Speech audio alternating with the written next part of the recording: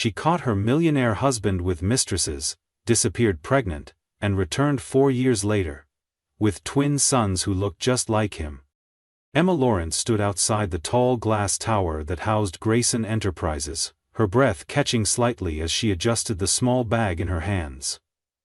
Inside it was a carefully packed lunch, the one Nicholas always said reminded him of home.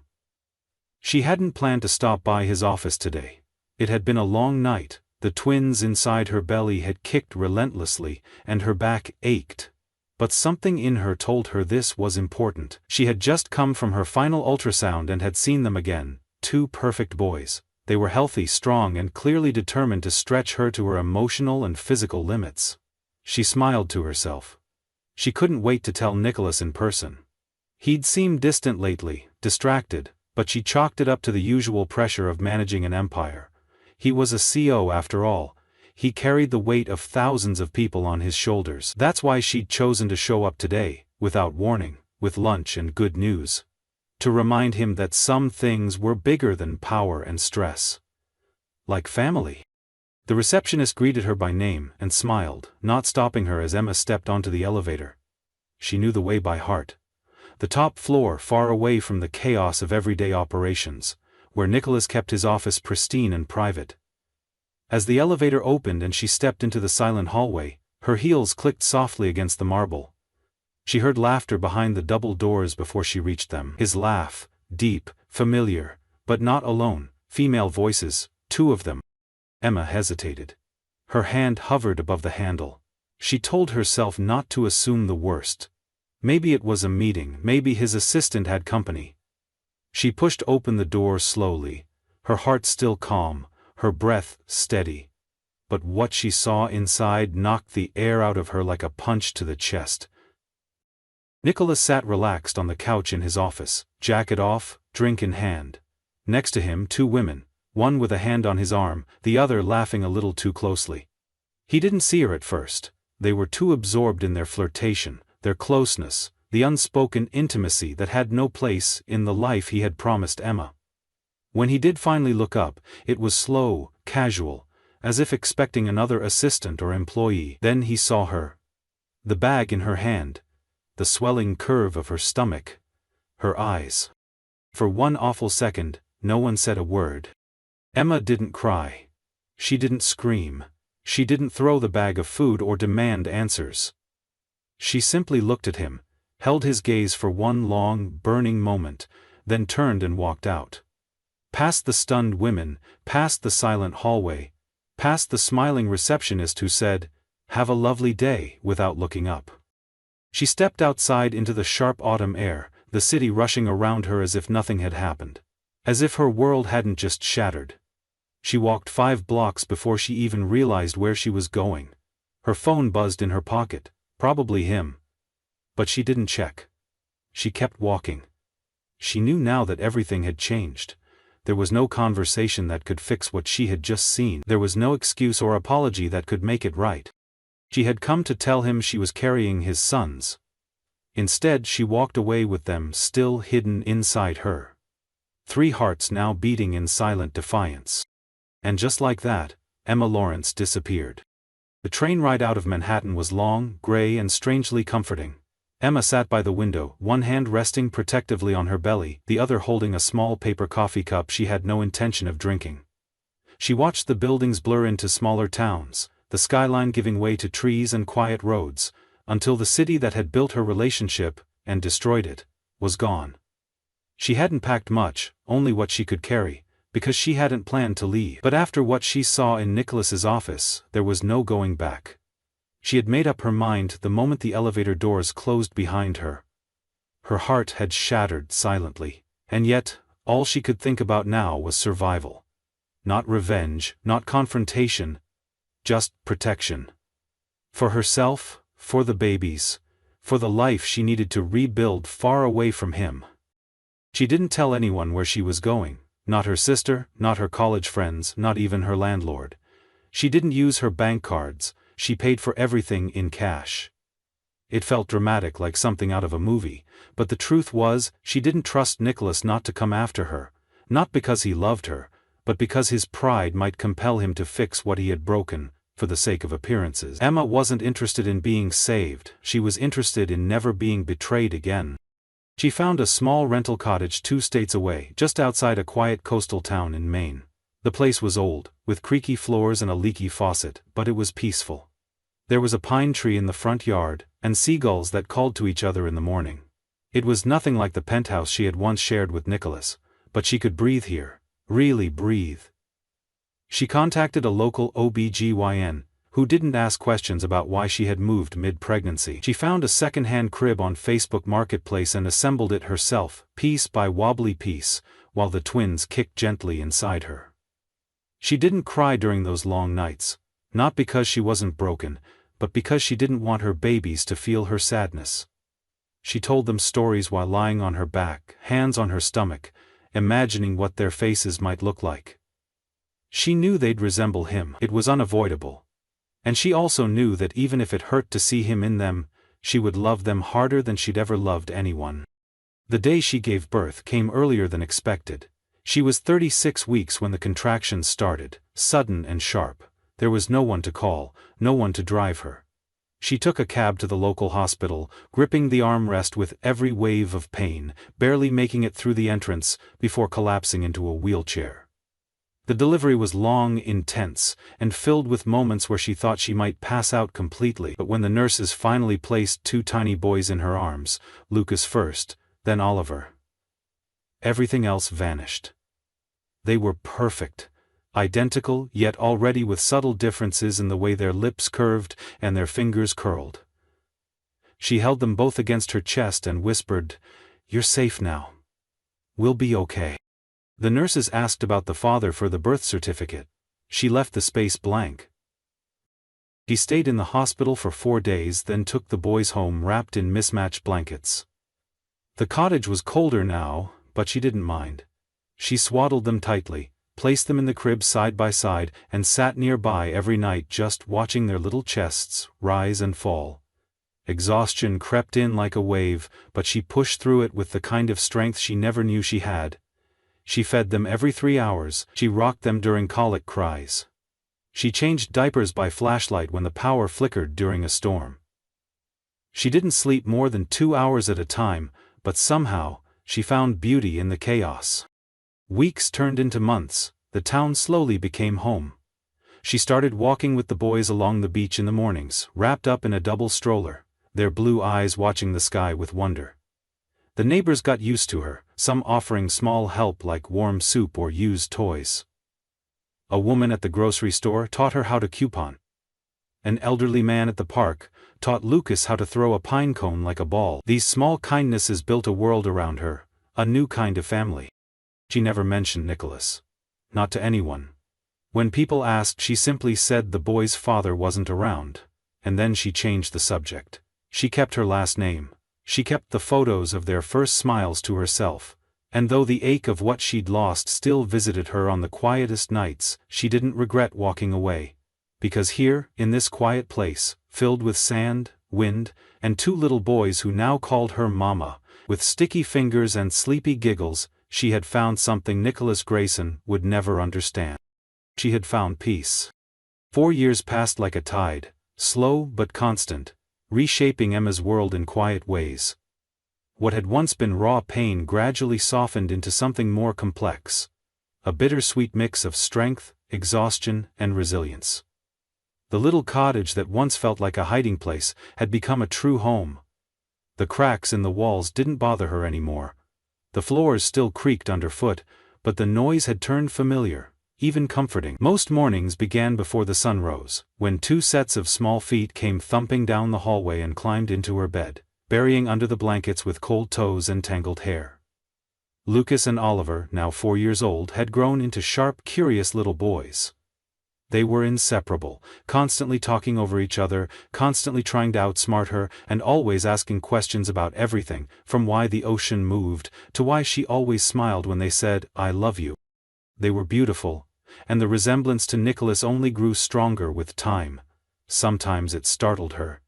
Their piercing blue eyes, their defiant little chins, the way they tilted their heads when they didn't understand something. There were days when it was hard to separate her memory of their father from their very presence. But they were not him, they were hers. They had been shaped by her values, her love, her patience and humor. They didn't know anything of betrayal or disappointment, she'd made sure of that. Emma worked part-time at a local bookstore now, where the owner let her bring the boys after preschool on quiet afternoons. They'd sit in the children's section while she stocked shelves or helped a customer find an obscure title. The town had embraced them. The librarian knew their names. The barista at the coffee shop knew she preferred decaf with oat milk. She had built a small, quiet life, filled with routines that gave her comfort. It wasn't glamorous, but it was real, and it was hers. Still, there were moments when the past came crawling back. A headline online. A passing conversation. An old memory triggered by a scent or the feel of an expensive fabric. She didn't allow herself to Google Nicholas, though the temptation had been there more than once. She didn't want to know who he'd become, whether he had remarried, whether he had other children. She told herself it didn't matter anymore, but deep down, a tiny sliver of pain still lived inside her. Not because she missed him, but because he had never even looked for them. He had let her walk away pregnant with his sons, and never once tried to find out where they had gone. Then came the invitation. She found it in her mailbox one late afternoon, sand still clinging to her sandals from a walk along the beach. A thick envelope with a gold seal and her full name printed in calligraphy. She almost didn't open it. But curiosity and instinct fought past her caution. Inside was an invitation to a high-profile charity gala, an annual event that she had attended before, long ago, when she had still lived in Manhattan as the wife of Nicholas Grayson. She nearly laughed. Was it a mistake, a cruel joke, or worse, a test? It didn't say who had sent it, but she knew. Her fingers trembled as she held it. She hadn't seen his name or face in years. And yet every cell in her body remembered the way he spoke. The way he stood. The exact tone of his voice when he said the words that made her leave. Pregnant? I don't need you. She could still hear it, like it had just happened.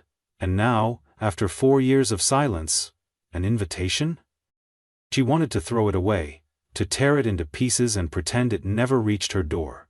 But something inside her stopped her. Maybe it was pride, maybe it was curiosity, or maybe it was for her sons. Lucas and Oliver had never met their father, they didn't even know he existed. And part of her, the part that ached on their birthdays when she filled both parent roles alone, wondered if they deserved at least one truth. She didn't answer the invitation right away. She let it sit on the kitchen counter for 5 days. She stared at it every morning while pouring cereal, every night while packing school lunches. On the 6th day she made a decision. If Nicholas Grayson wanted to see her again, then he would. But it wouldn't be the version of her he once knew. He wouldn't find the vulnerable, trusting young woman who brought him lunch and news of their twins. He would see the mother, the protector, the woman who had built a life from nothing and turned heartbreak into strength. And she would not come alone. She bought the boys matching black suits, tiny ones with satin lapels. She chose a soft cream-colored dress that made her feel powerful and elegant. She braided her hair the way she used to before she'd lost herself. And on the night of the gala, she stepped into the ballroom with her chin high, her sons on either side of her, holding each of her hands. It was time. The ballroom shimmered under soft crystal light, the sound of clinking glasses and polite laughter filling the air. Wealth floated through the room like perfume. Tailored tuxedos, designer gowns, hushed conversations about investments and philanthropy. Nicholas Grayson stood near the center, surrounded by admirers, business partners and acquaintances, who all saw him as the untouchable golden boy. His black suit was sharp, his hair perfectly styled, and his cool blue eyes scanned the room with the practiced detachment of a man used to commanding attention. He was here out of obligation more than desire. These events had long lost their thrill for him. The drinks all tasted the same, the compliments blurred together, and the people asking for photos were no longer interested in him as a person, just in what he represented. The thought used to flatter him, now it only left him tired. He was answering yet another question about a recent acquisition when something shifted in the atmosphere. A hush, almost imperceptible, rippled through the nearby guests. Heads turned. His assistant paused mid-sentence. Nicholas followed their gaze instinctively, his brows lifting slightly in polite curiosity. Until his eyes locked onto her. Emma. She stepped into the ballroom slowly but deliberately, her figure graceful and poised in a soft cream-colored dress that made her look like she'd stepped out of a dream. Her long blonde hair was pulled back in a loose braid, her expression unreadable, but it was her eyes that stopped him cold. They weren't angry, they weren't soft. They were steady, focused, certain. And then he saw them. Two small boys dressed in matching little black suits held her hands on either side. They looked about 4, maybe 5. Their hair was dark, thick and styled neatly, their cheeks flushed with the excitement of being somewhere new and glamorous. But what truly unraveled Nicholas from the inside out were their eyes, mirror reflections of his own, that impossible shade of icy blue that no one in his family but him had ever carried. The noise around him faded into silence. Emma's gaze flickered to him for the briefest second, acknowledging his presence with nothing more than a glance, before she turned her attention to her sons, kneeling down to straighten a jacket button and whisper something that made them both smile. Nicholas couldn't move. Couldn't think. Everything inside him had gone completely still. His mind scrambled for logic. How? Was it possible? Could she have? No. He would have known, she would have told him. But then again she hadn't said a word when she left. He'd watched her walk away without so much as a sentence. He assumed she'd been angry, maybe wanted space. He had told himself she'd overreacted, that she'd come back, but she never did, and he had let her go, believing it was her decision, never once asking himself why she would vanish so completely. Now, looking at the boys, he knew exactly why. He wanted to approach. Every instinct in him screamed to move, but his feet remained rooted to the marble floor while Emma took a few more steps into the room, heads turning to follow her quiet procession. She didn't look uncomfortable. She didn't look uncertain. If anything, she looked like she belonged more than he ever had. Guests whispered, murmurs rippling through the crowd, glancing between her and him. The resemblance was undeniable. One of the boys, Lucas, though Nicholas didn't know that yet, glanced up at him, their eyes locked, and Lucas tilted his head, studying him curiously. Then came the question that shattered whatever self-control Nicholas had managed to hold. "Mommy, is that the man from your picture box?" Emma's lips parted slightly. She looked at her son, then at Nicholas, and finally walked toward him. It wasn't dramatic. It wasn't loud. It was quiet. Dignified. The weight of it crushed the air around them more than any shouted accusation could. She stopped a few feet away, the boys standing close, their little hands still holding hers. Nicholas felt his heart pounding like it hadn't in years. "These are your sons," she said simply, her voice calm, her expression unreadable. He stared at them. At her. His mind screamed with 1,000 questions, but his mouth could only form one word. "Sons?" Emma gave a small nod. He looked again, closer now. The shape of their noses, the arch of their brows, their posture. It was undeniable.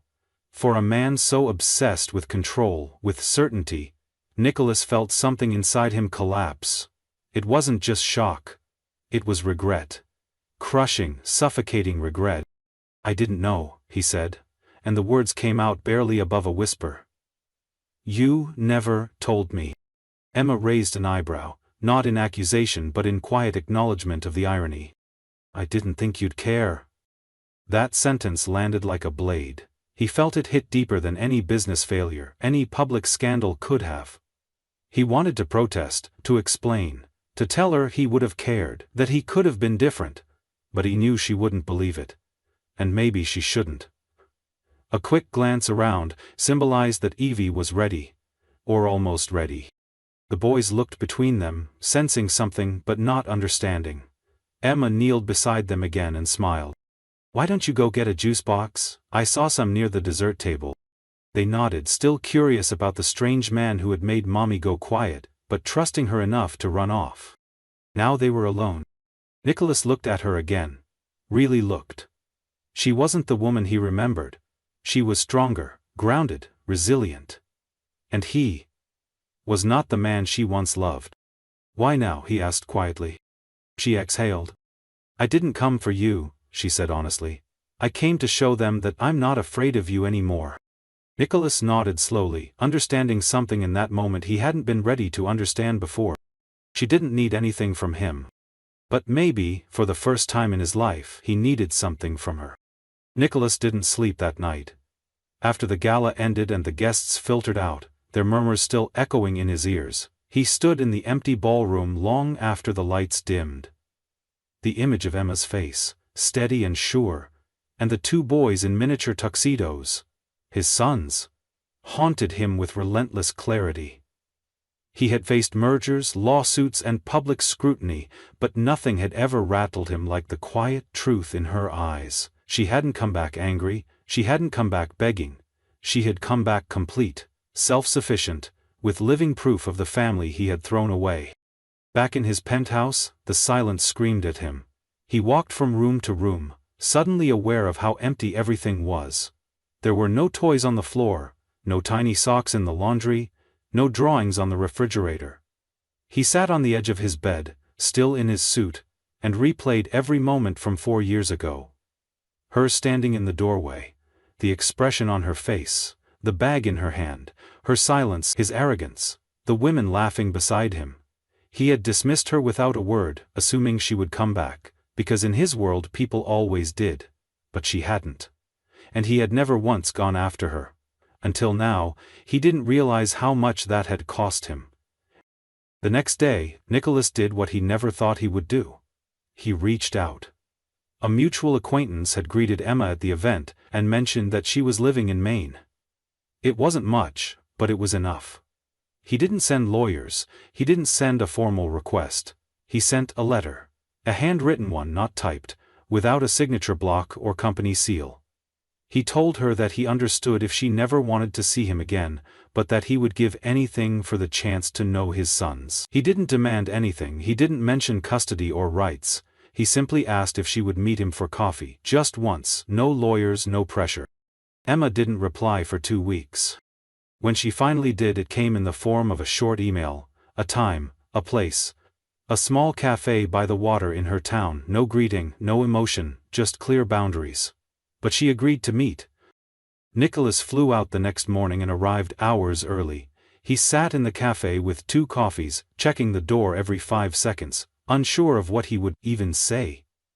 When Emma walked in, she looked tired but still striking, her hair pulled up, sunglasses tucked into her collar, a coat wrapped around her like armor. She didn't sit down right away, she just looked at him and said, "You have 10 minutes. He nodded, already knowing he didn't deserve more. He began by apologizing. Not with dramatic words but with simple, direct ones. He told her he had been blind, selfish and cruel. That he had failed to recognize what mattered until it was too late. That he wasn't asking for her forgiveness but for the opportunity to be better now. For their children, if not for her. Emma listened. She didn't interrupt. She didn't soften. But she didn't walk away either. When his 10 minutes were up, she sat down across from him. "I've raised them without you," she said. "They're healthy, smart and happy. I don't need anything from you." "But they might." Nicholas looked up, cautiously hopeful. "I don't want to confuse them," she continued.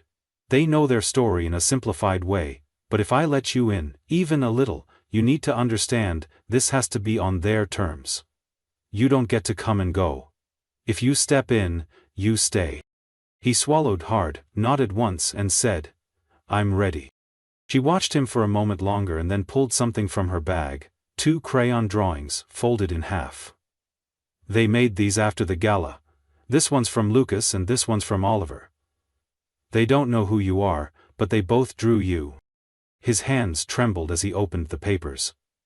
One showed a tall man in a black suit, with a small boy holding each of his hands. The other was simpler. Just a big blue eye and a smiling face labeled, "The man from the party." Nicholas couldn't speak, he just stared.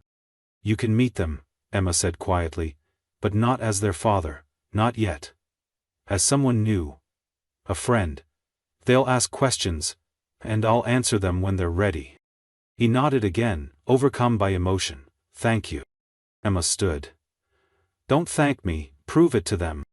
And with that, she walked out, leaving the drawings in his hands. Nicholas remained in the cafe for a long time after she was gone, the weight of those small papers grounding him more than any deal or dollar ever had. He didn't know how to be a father. He didn't know if he was capable of becoming the man they needed. But for the first time in his life, he was willing to try. Not for pride, not for redemption, but for two boys who had drawn him into their world before he had even earned a place in it. The first meeting happened in a small park near Emma's cottage, beneath the golden leaves of early autumn. Nicholas arrived early, dressed in simple clothes for the first time in years. Dark jeans, a navy sweater, and worn sneakers he had to dig out from the back of his closet. He felt strange without his usual armor of suits and tailored coats. But Emma had asked him to dress casually, to not make the boys feel overwhelmed. He waited near the playground, hands tucked into his pockets, trying to ignore the pounding of his heart as children played and parents chatted nearby. When he finally saw them, it felt like something in the world had stopped spinning, just for a second. Emma walked slowly along the gravel path, holding a hand of each boy. The twins were dressed in matching jackets, their cheeks pink from the breeze, their dark hair tousled by the wind. They looked around with the easy curiosity of children, not knowing their entire world was about to shift. Emma gave Nicholas a small nod but didn't smile. She knelt beside the boys and whispered something, gesturing toward him. Then she stood up and said clearly, "Lucas, Oliver, this is Nicholas. He's someone I used to know. He wanted to meet you." The boys looked at him with interest but no fear. Lucas, always the more direct of the two, walked up first and said, "Do you like dinosaurs?" Nicholas blinked, caught off guard, then smiled genuinely. "I love them, especially the Stegosaurus." Lucas grinned. "That's the best one, he has spikes on his back." Oliver joined them a second later and added, "I like the T-Rex, he's the boss." Nicholas crouched down to their level. "I bet you're both experts." That was all it took. Within minutes the twins were showing him their favorite part of the playground, climbing the wooden ship structure and inviting him to be the captain. Emma stayed nearby, watching closely, arms crossed but not in anger, more like quiet defense. She wasn't protecting herself anymore. She was protecting them. But she didn't interfere. She let the scene unfold, and to her surprise, Nicholas didn't overstep. He didn't act like their father, he didn't push for closeness, he just followed their lead, listening, laughing when they joked, and answering every question they threw at him. Over the next few weeks, these meetings became a regular rhythm. Always in public, always with Emma present. They went to the zoo, to a puppet show at the library, to the beach where the boys built castles and Nicholas helped them collect seashells. He never asked for more time, never demanded to see them alone. And because of that the boys began to open up to him naturally. They started saving stories to tell him, rushing up to him when they saw him, calling out, "Nicholas!"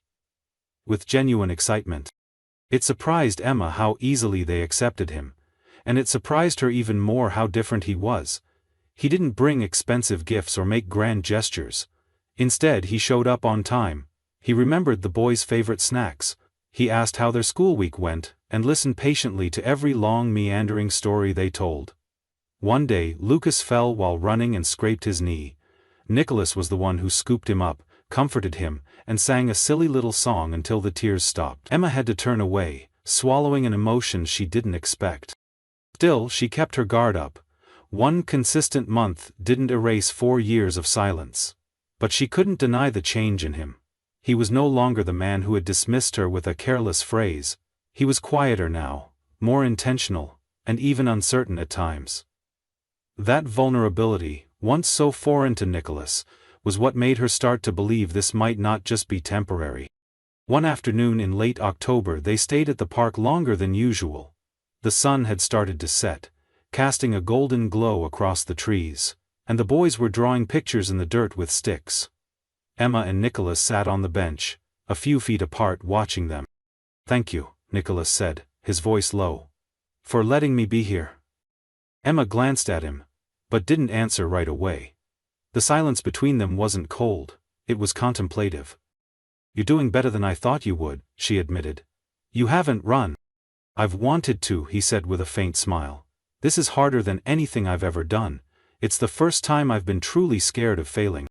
Emma looked back at the boys. "They don't need perfect. They need present." Nicholas nodded, taking those words into his heart like a promise. "I want to be that.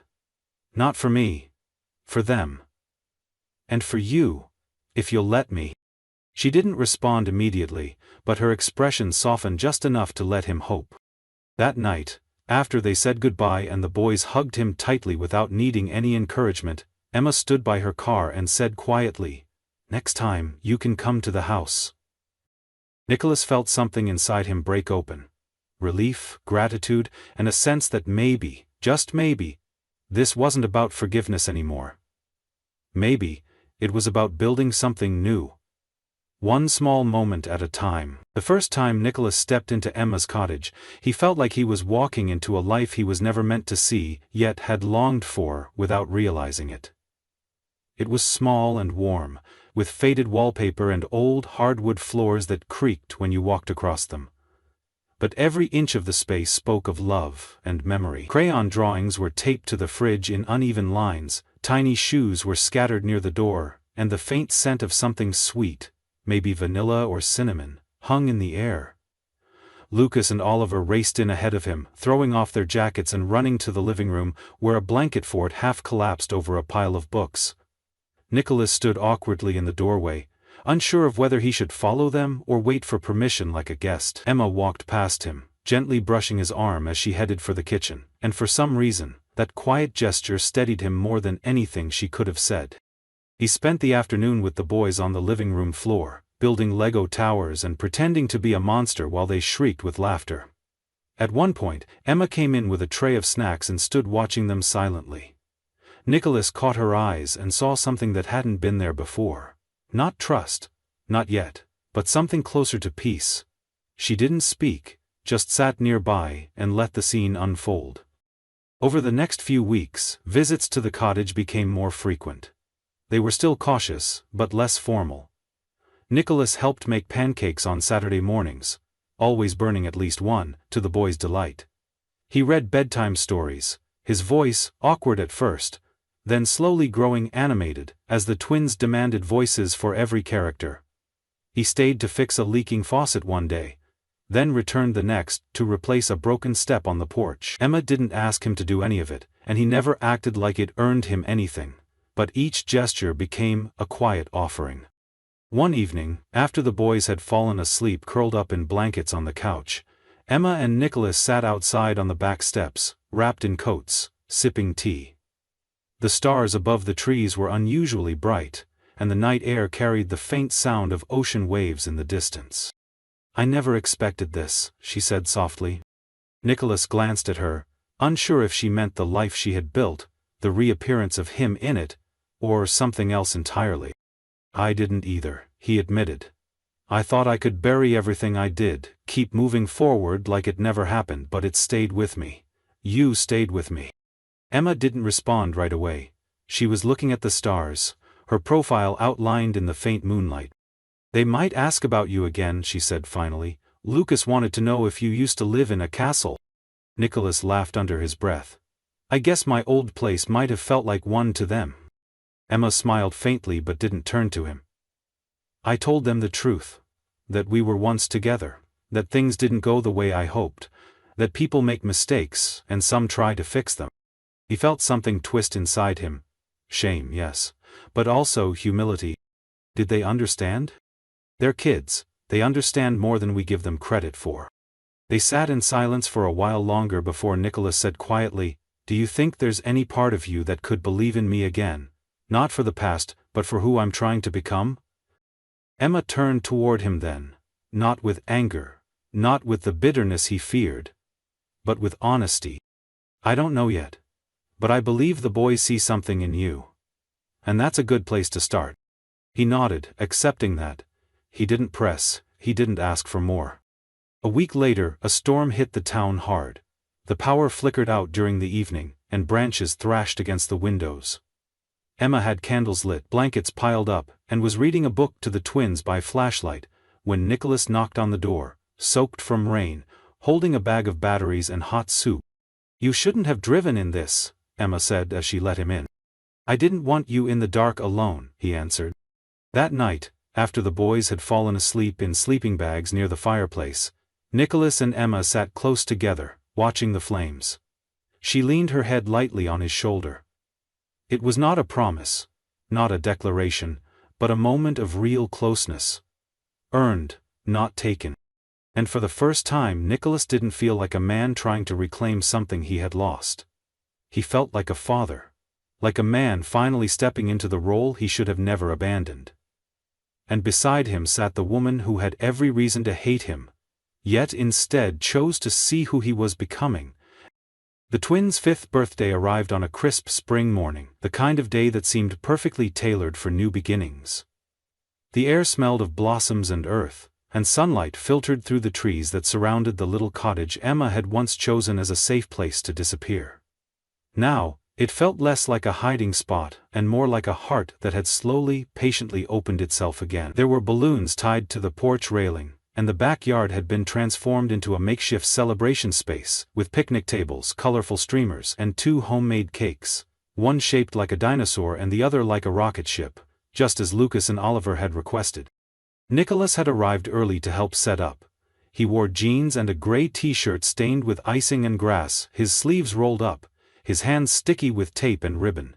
He moved with the easy rhythm of someone who had learned to stop proving and start participating. He let the twins order him around, let them change the plan every 5 minutes, and when they begged him to wear a paper crown he did it without protest. Emma watched him from the kitchen window, as he helped hang a banner that read, "Happy Birthday Explorers," and felt a mix of pride, warmth, and a quiet disbelief that the man outside was the same one she had once walked away from without a word. Guests began to arrive. Friends from preschool, kind neighbors, the woman from the bookstore, the old man from the park, the yard filled with laughter and the sound of running feet. Lucas and Oliver darted through the crowd in superhero capes, their cheeks flushed with joy, occasionally stopping to show off their gifts or shout instructions to anyone willing to follow their mission rules. Nicholas played every game they invented, crawled through cardboard tunnels, pretended to get zapped by invisible lasers. Emma made punch and answered questions and refilled chip bowls, but every time she caught Nicholas lifting one of the boys onto his shoulders or gently tying their shoelaces, her heart tightened with something she had no name for. As the sun began to set and the children gathered for cake, Emma lit the candles slowly, one for each year they had made it together. Nicholas stood just behind the boys, his hands gently on their shoulders. When everyone sang happy birthday, Emma watched as the twins closed their eyes, made silent wishes, and blew out the flames in unison. The applause and cheers that followed were almost loud enough to drown out the crack in her voice when she whispered, "We made it." Later that evening, after the guests had left and the backyard was a quiet mess of paper plates and popped balloons, the 4 of them sat on a quilt under the stars. Lucas and Oliver were sleepy and full of sugar, curled against each of their parents, their capes still tied around their necks, their eyes heavy but resisting sleep, in the way children do when everything feels too magical to end. Nicholas had one arm draped protectively around both boys, and his other hand reached across the space between them to find Emma's. She didn't pull away. Instead, she laced her fingers with his, and in that small gesture, something shifted permanently. No big speech, no declaration, just a hand finding its way home. They sat there in silence for a while until Oliver murmured, "Are you staying over tonight, Nicholas?" Emma opened her mouth to respond, but Nicholas spoke first, his voice soft and certain. "If it's okay with your mom, I'd really like to." Lucas turned his head, blinking up at Emma. "Can he? Please?" She looked at them, then at Nicholas. And this time when she smiled it wasn't cautious. It wasn't guarded. It was full and real. "Yes," she said simply. "He can." The boys cheered faintly before dozing off, their heads resting on shoulders that had finally learned how to carry them. That night, Nicholas tucked them in and stayed up late with Emma, the two of them sitting on the porch long after the candles were blown out and the cake was wrapped away. They talked quietly, honestly, about everything that had passed and everything that might still come. No promises, no pressure, just truth. In the quiet hours of the early morning, Nicholas looked out at the backyard, now empty but still glowing with the memory of laughter, and whispered, "I never thought I'd get to be part of this." Emma looked at him and said, "You didn't just show up, Nick, you earned your place." And in that moment, with the moonlight casting silver shadows and the soft rhythm of their son's breathing echoing through the house, they both knew, this wasn't the end of the story. It was the beginning. As the author, I believe the ending of this story reflects something deeper than just romantic resolution. It's about transformation earned through humility, trust rebuilt, one quiet moment at a time, and the healing power of presence. Nicholas didn't get a second chance because he begged for it. He got it because he showed up, consistently, and learned how to love without expecting to be forgiven on command. Emma's strength wasn't just in leaving but in raising her sons with grace and dignity, protecting their innocence while carrying the weight of heartbreak. And when she finally allowed Nicholas back into their lives, it wasn't weakness, it was wisdom. She waited until he became the kind of man who understood the privilege of being a father and a partner, not just the title. The ending isn't perfect, and that's what makes it real. No grand declarations, no fairy tale fixes, just a mother, a father, and two little boys building something from scratch, stronger than before. It's a quiet kind of happy ending, the kind that lasts. The millionaire CEO thought she only wanted his money, until he saw her with two little girls who had his eyes. Nathan Brooks had always believed that success meant never letting anyone close enough to disappoint him. From the outside, he looked like the perfect image of control, a man with thick brown curls that fell neatly into place and blue eyes so cold they seemed carved from glass. He had built his empire with ruthless discipline, and he told himself every night that the price of that triumph was worth it. When he married Emily, he thought he was making an exception that wouldn't cost him anything. She was warm where he was cool, patient where he was impatient, and she had a smile that made other people trust her instantly. At first, he convinced himself he trusted her too, or at least enough to imagine they were building something real together. But as the years passed and his wealth multiplied, something in him began to corrode, a quiet suspicion he couldn't shake no matter how much he tried to pretend. He started to notice every small thing she did as if it were evidence of her hidden motives. When she suggested he take a weekend away from the office, he heard manipulation. When she worried about how much time he spent at work, he heard judgment. When she said she missed him, he heard accusation. The worst part was that she never argued back. She only looked at him with that same tired gentleness, as though she knew he was fighting something that had nothing to do with her but couldn't figure out how to stop. The night everything ended, he came home later than usual, still keyed up from a negotiation that had turned ugly. Emily was sitting in the living room wearing a simple black dress, her straight brown hair falling around her shoulders. She looked up as he entered, and for a moment he almost felt relief just seeing her there, waiting for him. But then she asked quietly if they could talk, and the thin rope of his patience finally snapped. He didn't remember every word he said, only the way her face grew paler with each accusation. He accused her of marrying him because she knew he would be rich, of staying because she liked the life he provided, of never loving him at all. He heard himself say those things and some small part of him recoiled, but he couldn't stop. He needed to push her away so he wouldn't have to face the possibility that she had loved him more honestly than he deserved. When she finally stood, her hands folded in front of her as though she was holding herself together by force, he felt something like victory. It made him sick even as it filled the empty space inside him. "I don't know what you think you're proving," she said, her voice so low he almost didn't hear it over the thudding in his head. "But you're wrong. About everything." He didn't answer. He couldn't.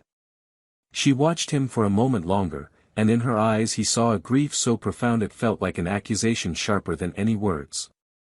Then she turned and walked out of the room.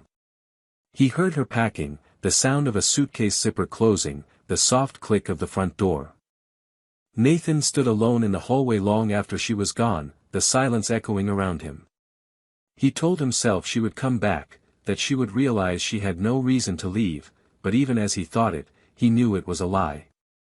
Because somewhere deep down, he had known all along that she hadn't cared about his money. And now, it was too late to take any of it back. In the weeks that followed, Nathan kept expecting something to happen that would prove he had been right all along.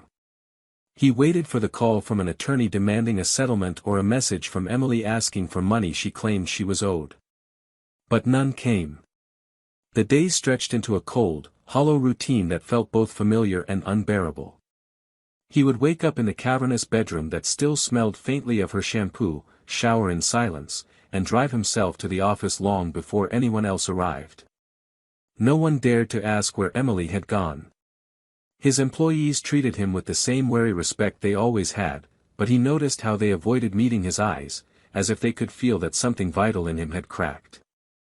At night he would return to the house that was now too quiet, walk past the empty chair where she used to read, and tell himself he preferred it this way. He repeated that lie so often it started to sound like truth. When he couldn't sleep, which was most nights, he found himself pacing the living room, replaying the last conversation in his mind. He remembered the way her voice trembled when she said he was wrong, and he hated that part of him still wanted to believe her. Eventually, he hired someone to find out where she had gone, not because he planned to confront her, but because he needed confirmation that she was living exactly the life he had accused her of wanting. The investigator returned with a thin report that contained none of what he had imagined. There were no expensive hotels, no new lover with deeper pockets, no lavish spending. Just a modest apartment in a town he had never bothered to visit, a part-time job at a small bakery, and a note that she had been seen carrying 2 infants. Nathan read that detail over and over until the words blurred. 2 infants. It took longer than it should have for the meaning to settle in his chest, and when it did, he felt like the walls of the study were closing in. He tried to convince himself that she must have met someone else. It was easier to believe that than to imagine she had been pregnant when she left him and hadn't told him. Easier to cling to the old story that she was deceitful and selfish, that he was better off without her. But the part of him that remembered how her hands had trembled on her belly some nights when she thought he wasn't looking knew the truth. He didn't try to contact her. He couldn't. What would he say? That he had ruined everything because he was too afraid to believe she might love him without conditions. That he had thrown her away at the moment she had needed him most. He folded the report neatly, set it in the bottom drawer of his desk, and told himself that there was nothing to be done now. And yet, every morning, he woke up thinking about her. Wondering what their daughters, because he knew, in his bones, they were his daughters, looked like. If they laughed like she did or had inherited his eyes. If they asked about the father they had never met. Those questions grew heavier as the seasons turned. He tried to bury himself in work, but the satisfaction he once found in achievement felt paper-thin. Late at night, he would sometimes walk into the empty nursery they had never finished. He would stand by the window, hands in his pockets, and stare into the darkness beyond the glass. He had thought the worst thing that could happen to a man like him was to be used for his wealth. But the truth was simpler and far crueler. The worst thing was realizing that he had been loved purely, and he had destroyed it with his own fear. Nathan had built his life around never second-guessing his choices. Every major decision he made in business was precise, immediate, final.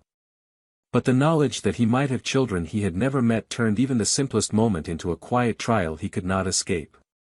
He found himself lingering over small things he had once ignored, a father crouched in a park tying a little girl's shoes, a woman lifting her toddler into a car seat, the bright ringing laughter of children he passed on the sidewalk. Each time it felt like a tiny blade twisting in the hollow he tried to pretend wasn't there. He didn't tell anyone what he had learned. Not his lawyer, not his oldest friend, not even his assistant, who had worked beside him for nearly a decade and could read every flicker of his moods.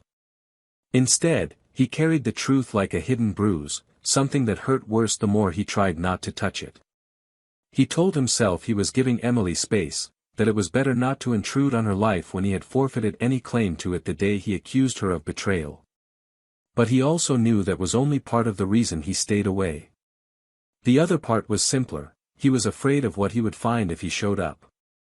Afraid he would see confirmation of everything he feared about himself. That he was a man incapable of loving anyone the way they deserved. He tried to convince himself he was too busy to think about it.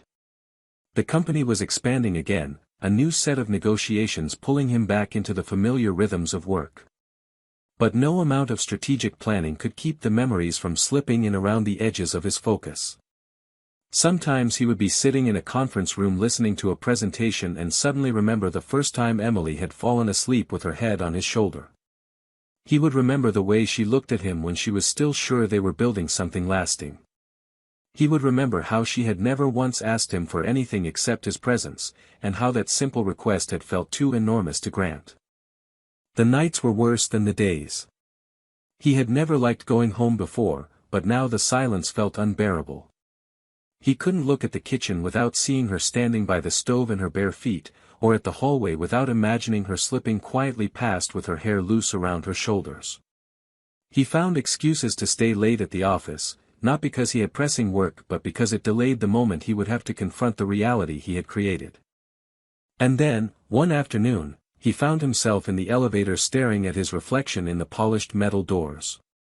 He looked exactly the way he always did: impeccable suit, steady gaze, expression carefully neutral. But something had shifted in him so fundamentally that he no longer recognized the man he was pretending to be. He thought of Emily's face when she told him he was wrong about everything. He thought of the report folded in his desk drawer. He thought of two little girls who didn't know their father existed. For the first time, the weight of that knowledge became too heavy to bear alone. He walked out of the building without telling anyone where he was going. He didn't stop to think through the consequences. He only knew that if he didn't see them for himself, if he didn't look into their eyes and face the truth, he would never be able to live with the man he had become. The drive to that small town felt endless. Every mile was a silent recitation of everything he had done wrong. He tried to prepare himself for whatever he would find, for Emily slamming the door in his face, for the children turning away from him, for the certainty that he could never deserve their forgiveness. He told himself he was only going to see them, nothing more, that he wouldn't ask for anything she wasn't willing to give. But underneath all his rehearsed restraint was something simpler and more desperate. He needed to know if it was still possible to be part of something that mattered. When he finally parked on a quiet street lined with narrow trees and modest houses, his hands were shaking so badly he had to grip the steering wheel just to steady them. He sat there for a long time, listening to the ticking engine and the distant sounds of children playing somewhere out of sight. He wondered if their laughter belonged to his daughters. He wondered if he would recognize them by more than just the color of their eyes. And when he stepped out of the car, he knew that no matter how much it cost him, he couldn't leave without trying to face what he had left behind. Nathan stood on the sidewalk longer than he could justify to himself, staring at the narrow row of houses as if expecting someone to step outside and end the uncertainty for him. He had never been afraid of walking into a boardroom filled with men twice his age, never hesitated to make a deal that would change hundreds of lives, but now he felt like a child on the edge of something he didn't understand. The house he had been given the address for looked small and plain, with a cracked walkway and a few potted plants lined up on the steps. There was nothing about it that matched the stories he used to tell himself about Emily's ambitions. It looked like the home of someone who had chosen quiet over spectacle, someone who wanted to build something real even when it wasn't easy. He took a slow breath and stepped up to the door, but before he could knock, he heard laughter from the side of the house. It was a sound so bright and pure that it sliced through the tight ache in his chest. He followed the sound around the corner and stopped so suddenly he almost lost his balance. There, sitting on a blanket laid out over patchy grass, was Emily. Her hair was pulled back in a loose braid, her face turned to the sun, and in her lap, one of the little girls was giggling as she tried to reach for a bubble floating just out of her grasp. Another child sat beside her, clapping chubby hands with delight each time the bubbles drifted close. He couldn't move. He couldn't even swallow. The two girls were small and soft-limbed, their curls catching the late afternoon light in a way that made his breath stop. One of them turned her head toward him, and for an instant, he saw his own blue eyes looking back. It was so unmistakable that he felt something in his chest crack open in a way that was almost physical. Emily didn't see him at first.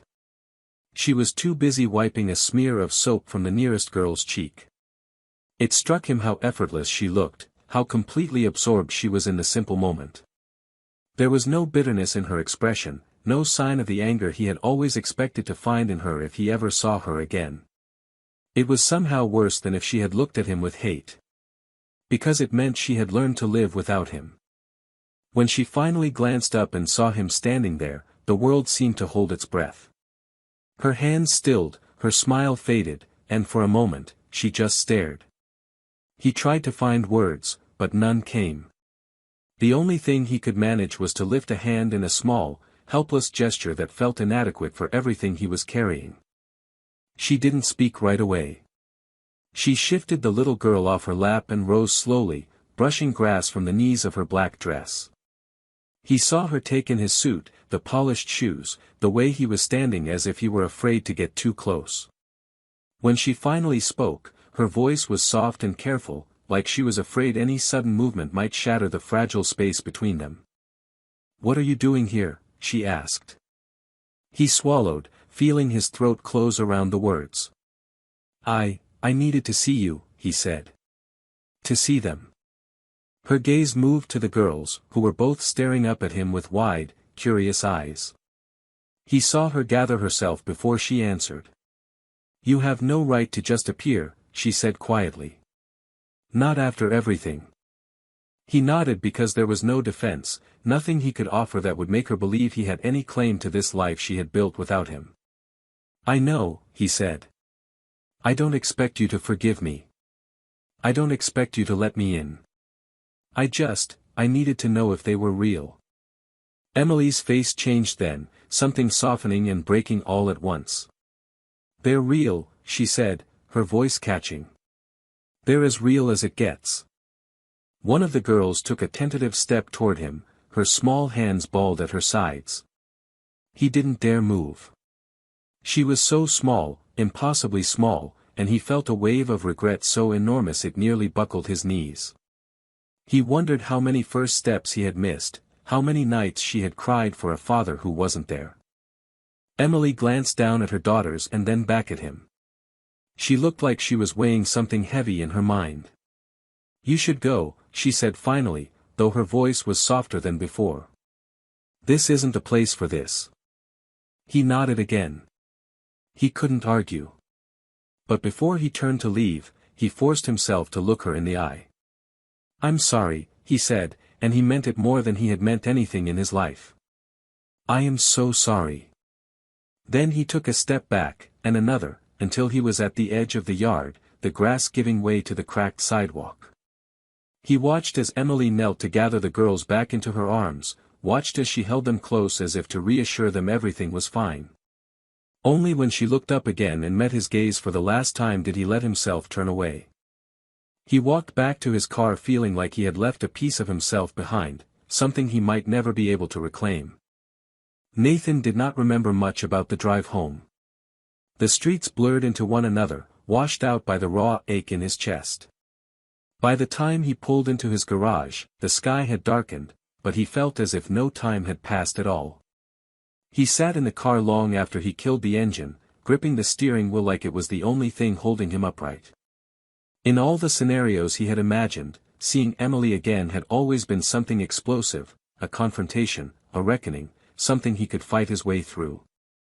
But what he found instead was worse, a quiet, undeniable proof that life had gone on without him. It was not anger that had met him there in that yard. It was acceptance. And he realized that was what hurt most of all. Inside the house, everything was exactly as he had left it, and he hated that. He hated that he could walk into the kitchen without tripping over a toy, that the living room was spotless and still, that he could spend an entire evening without hearing the small voices that should have been calling him daddy. He poured himself a glass of water and stood at the counter, replaying every second he had stood there watching Emily cradle the girls in her arms. He tried to imagine what she had felt when she saw him, what she must have thought of him standing there in his expensive suit like a ghost she'd already buried. He tried to imagine what the girls saw, a stranger with their eyes, and the thought of it nearly undid him. That night he couldn't sleep. He lay in bed staring at the ceiling, remembering the tentative step one of the girls had taken toward him before Emily told him to leave. He could not stop wondering if she had done that because some part of her recognized him, or simply because she was too young to know she should be afraid. He thought about all the things he had missed, their first words, their first steps, their first birthdays. He tried to picture what their voices sounded like when they cried, if they asked for their mother in the dark or if they already knew how to comfort themselves because no one else was coming. At dawn he got up and walked through the house, room by room, trying to find any trace of who he had been before he let fear and suspicion turn him into a man he barely recognized. In the spare bedroom, where Emily had once suggested they make space for a nursery, the walls were still the same dull cream color, bare and cold. He stood there until the sun climbed high enough to spill light across the floor, feeling something inside him settle into a terrible clarity. He could not undo what he had done. He could not buy back the time he had wasted. But he also knew he could not go on pretending that none of it mattered. Later that morning he called his assistant and cleared his schedule without offering an explanation. He sat down at the kitchen table and tried to write a letter to Emily. He started it over a dozen times, every attempt dissolving into something that sounded either defensive or pitiful. Finally he pushed the paper aside and pressed the heels of his hands into his eyes, breathing in slow, ragged gulps of air. There were no words that could make this right. Only actions. And he understood, maybe for the first time, that he would have to earn the right to even stand in the same room with them again. He thought about what Emily had said before she told him to go. This isn't the place for this. She had been right. He could not appear out of nowhere, demanding answers or absolution. He had to start with the simplest truth, that he was sorry, and that he was willing to prove he could be something more than the man who had walked away. When he finally left the house again, he felt hollowed out but steadier. He drove back to that small town without rehearsing what he would say. All he knew was that he would not leave this time until he had looked Emily in the eye and told her that he was ready to stay, no matter how long it took her to believe him. Nathan sat in his car outside Emily's house for almost an hour before he found the courage to get out. The late afternoon was warm and quiet, a breeze rustling the leaves overhead while he watched the small front yard that already felt like the center of a world he wasn't part of. He saw the girls through the window, their curly heads bent together over a picture book, and he thought of all the times he'd told himself he didn't want this kind of life. Now he couldn't think of anything he wanted more. He knew he had no right to expect Emily to open the door, much less to forgive him. But the only thing worse than facing her anger would be turning around and never trying at all. He walked up the path slowly, his heart hammering so loudly he was sure she would hear it before he even knocked. When she appeared in the doorway, her expression unreadable, he realized how much he had missed simply seeing her face. She looked tired in a way that made his chest tighten. She didn't look surprised to see him. If anything, she looked like she had been expecting this moment for a long time. She didn't speak first, so he forced himself to. His voice came out rough, too low. "I know I shouldn't be here again without calling." She didn't contradict him. He swallowed and tried to steady the shaking in his hands. I needed you to know I meant what I said. I'm sorry. For everything." Her gaze flicked past him, to the car, to the quiet street, then back to him. "You can't keep showing up thinking an apology is enough," she said finally, and her voice was calm but edged with exhaustion. "They're not old enough to understand who you are, but someday they will be. You don't get to come in and out when you feel guilty." He felt that truth settle in his bones like something heavy and unmovable. He nodded slowly. "I know," he said. "That's not why I came back. I'm not here to ask you to forgive me or to pretend this is something we can fix with a few visits. I'm here because I want to stay.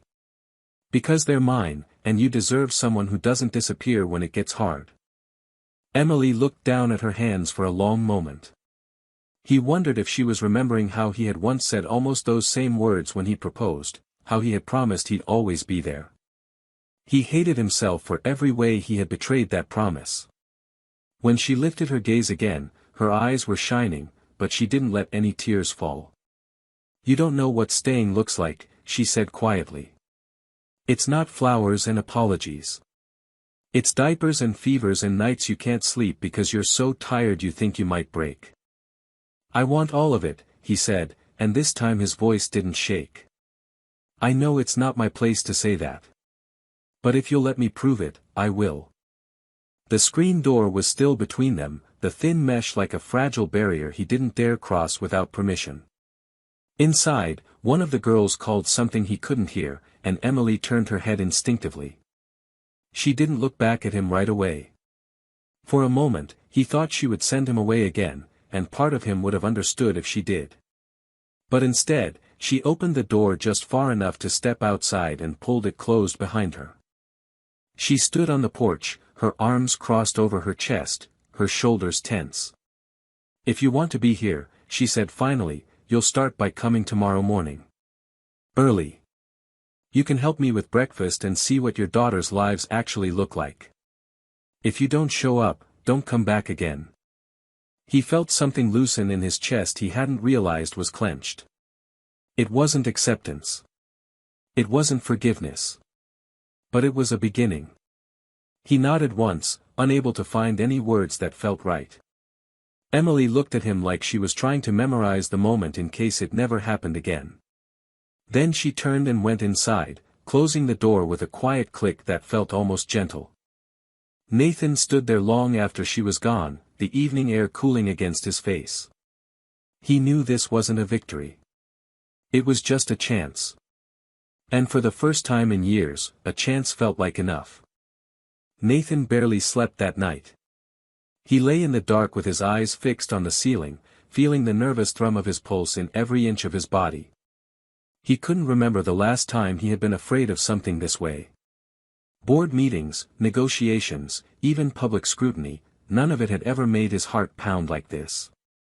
He tried to picture what the morning would be like, but all his imagination could conjure was a blur of small details he had never learned to navigate. He had no idea how to make breakfast for toddlers or how to keep them calm when they were tired or scared. But beneath the fear, there was something steadier, a quiet certainty that this was the only place he belonged now. Just before dawn, he got up, showered, and dressed without checking the mirror. He chose simple clothes, nothing that would look like he was trying to impress her. On the drive back to Emily's house, he kept both hands tight around the steering wheel. Every traffic light felt like a test of whether he would turn around. But he didn't. He parked on the same cracked curb as the night before and sat for a moment, listening to the engine tick itself cool. He breathed in once, twice, then stepped out into the pale morning. The porch light was still on. He climbed the steps and knocked softly, wondering if she would change her mind while he stood there. But after a long minute, the door opened. Emily looked at him with the same measured expression she had worn the night before, like she was bracing herself for disappointment. She didn't smile, but she didn't tell him to leave, either. She stepped back so he could come in. The house smelled like coffee and something warm and familiar he couldn't name. He stood awkwardly in the entryway until she nodded toward the kitchen. "You can help with their cereal," she said, her voice calm but tired. He followed her down the short hallway, feeling like an intruder in a life that had kept going without him. The girls were already in their high chairs. They were smaller up close than he'd remembered, their curly hair a soft halo around round cheeks. One of them was trying to drink from a plastic cup, frowning in concentration. The other spotted him first. She blinked those impossible blue eyes and looked at him without fear, just a curious wonder that made his throat ache. Emily's hands moved quickly and quietly as she prepared their breakfast. She showed him how to pour just enough milk so it wouldn't spill everywhere, how to hold the spoon so they wouldn't grab it and fling it across the table. She didn't say much, but she didn't look away when he tried to follow her instructions. When he handed one of the girls a small piece of banana, she reached out and took it without hesitation. It felt like the smallest, most important acceptance he had ever earned. He caught Emily watching him, and for a moment their eyes held.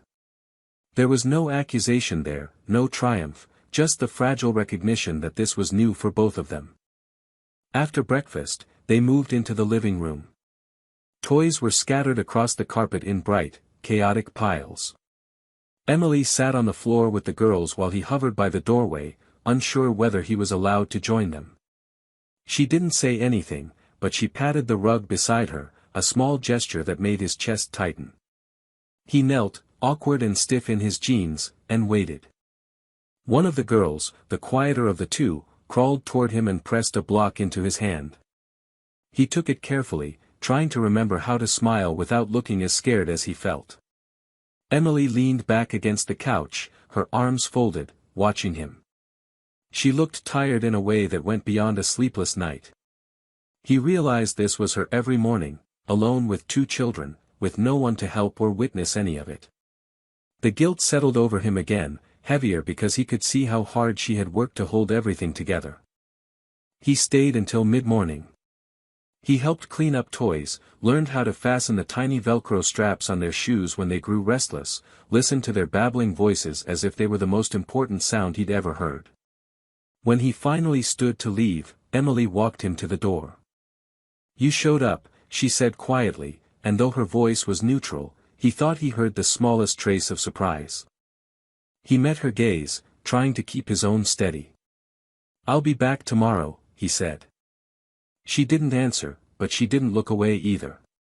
He stepped outside into the bright morning feeling something he hadn't felt in years, hope so real it made his hands shake. Nathan returned the next morning and the morning after that.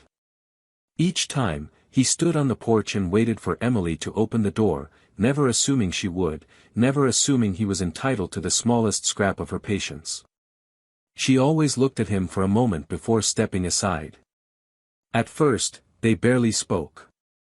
She showed him where the bibs were, how to scoop the cereal so it didn't spill, how to dry small hands after the girls washed them in the bathroom sink. He did everything clumsily, and each time he fumbled something, he braced for her to tell him to leave. But she never did. She watched him with that same exhausted caution, as if she was waiting to see whether this time he would stay. He stayed. He came so often that the girls began to expect him. One morning, when he was late because of traffic, he found them standing by the window, their small faces pressed to the glass. When he got out of the car, one of them squealed and waved. He felt something inside him break open at the sight. No one had ever looked for him like that. He understood that they didn't fully know who he was, that to them he was just the man who kept showing up with quiet hands and careful words, but he also knew that this was the beginning of something he hadn't earned but might someday deserve. The days blurred together into a new kind of routine. He learned how to buckle them into their booster seats, how to braid the soft curls that never stayed in place, how to read the same story 3 times in a row without sighing. He learned that one of them liked her milk warm and the other cold, that one had a tiny freckle behind her ear. He learned that when they cried, it was rarely because they were hurt, but because they were tired or afraid. Every time he comforted them, he wondered if they could feel how terrified he was that he was doing everything wrong. But they never pulled away. Emily began to let him stay longer. She would leave the room sometimes, trusting him to sit on the rug with the girls and keep them occupied. He understood it was a test, not of whether he loved them, she could probably see he did, but of whether he was strong enough to show up over and over without running. One afternoon, she stood in the kitchen folding laundry while he helped the girls build a tower out of blocks. He heard her pause, heard the breath she drew before she spoke. "I used to think you were incapable of this," she said, her voice low and almost apologetic. "Of being patient. Of caring about something you couldn't control." He looked up, his hands resting lightly on the bright plastic blocks. "I used to think that too," he admitted. She didn't say anything more, but when he glanced back at her, she was watching him in a way that made his chest tighten. Not with anger. Not with suspicion. Just with something he thought might have been the first faint outline of trust. That evening, as he prepared to leave, one of the girls toddled over and lifted her arms in a silent request. He bent and picked her up, his heart hammering as she settled her head against his shoulder. She smelled like soap and graham crackers, and when she let out a small sigh, he felt the ache in his chest ease in a way he hadn't believed possible. Emily walked him to the door, her expression soft and tired. He shifted the little girl into her arms, and for a moment their hands touched. The contact was brief, but it felt like something real had passed between them, something that didn't need to be named. "You don't have to keep proving yourself every day," she said quietly, her eyes meeting his. "But I think you will anyway." He nodded because she was right. He would show up again and again, however long it took. He would learn what he should have known from the start, that love is not something you earn once and assume you get to keep. It's something you choose, over and over, even when you're afraid. When he finally walked down the steps into the evening air, he felt different. Not redeemed, not forgiven, but closer to the man he had once promised he would be. The man Emily had believed in before he let fear destroy everything. And as he looked back at the window where his daughters were waving, he allowed himself to believe that maybe, just maybe, he could still become that man. I think this ending is powerful because it doesn't pretend that regret alone can erase years of absence and pain. What makes it moving is how honest it is. Nathan doesn't get instant redemption or a perfect reunion. Instead, he gets a hard-earned chance to try. I appreciate that Emily never makes it easy for him. She doesn't forgive him just because he finally showed up, she sets boundaries and tests his commitment, because that's what real healing requires. Her willingness to let him back into their lives, little by little, feels believable and respectful to what she endured alone. What I find most beautiful is how the story shows that love isn't a moment, it's a decision you have to keep making. Nathan doesn't just have to apologize once, he has to prove, every day, that he can be the father he failed to be. That small, hopeful progress, two little girls learning to trust, a woman learning to let go of her hurt, a man learning to be humble, is more satisfying than any dramatic reunion. To me, the ending isn't about erasing the past. It's about choosing to build something better in spite of it, and that's what makes it so quietly powerful.